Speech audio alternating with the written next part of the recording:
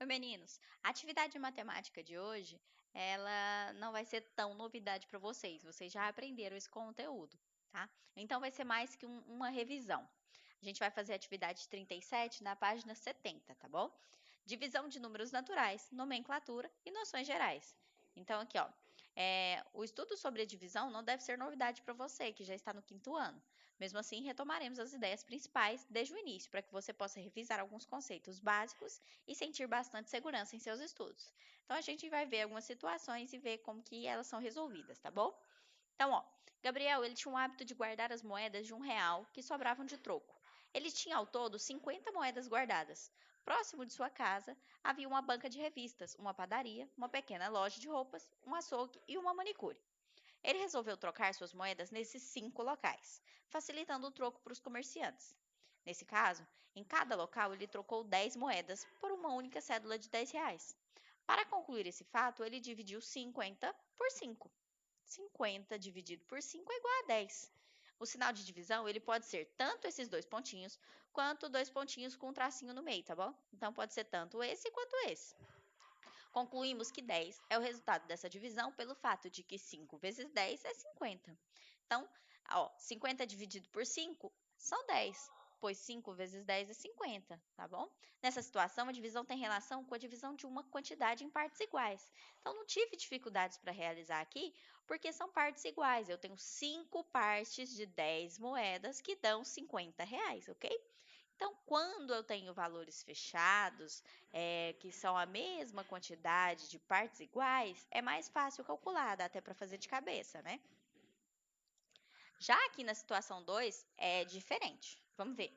Heitor trabalha no estoque de uma loja e precisa empilhar caixas todas com altura de 8 centímetros em um espaço entre duas prateleiras, que tem 72 centímetros de altura. Para descobrir quantas caixas ele poderá empilhar entre as duas prateleiras, ele deve verificar quantas vezes a medida de 8 centímetros cabe na medida de 72. Então, ele tem 72 de altura e a caixinha tem 8. Ele quer saber quantas caixinhas vai caber aqui. Então, eu pego 72 e divido por 8, que é o valor da altura da caixinha. E aí, ele teve de resultado 9, porque 9 vezes 8 são 72. Portanto, ele poderá empilhar exatamente 9 caixas entre as duas prateleiras. Para resolver uma divisão, é importante conhecer bem as multiplicações e, consequentemente, as tabuadas. No cálculo da divisão, podemos usar o algoritmo convencional, no qual indicamos seus termos, observe. Então, aqui, ó, aqui foi um jeito de fazer mais simples, mas eu posso utilizar o algoritmo? Posso. Então, aqui eu tenho 72, que é o meu dividendo, e eu tenho 8, que é o meu divisor. 72 dividido por 8. Qual número vezes 8 que dá 72? 9. O 9 vai ser o meu quociente. 9 vezes 8, 72. Então, 72 menos 72, 0. Então, meu resto aqui é 0. Por ter resto 0, a gente chama de divisão exata, tá? Que não teve resto, foi 0. Aí chama divisão exata. Porém, tem casos em que essa divisão não dá exata. Por exemplo, se eu dividir 75 por 8, dividendo é 75, o divisor é o meu 8. Qual número vezes 8 que dá 75 ou próximo de 75? O único que dá próximo é o 9. 9 vezes 8 dá 72, certo?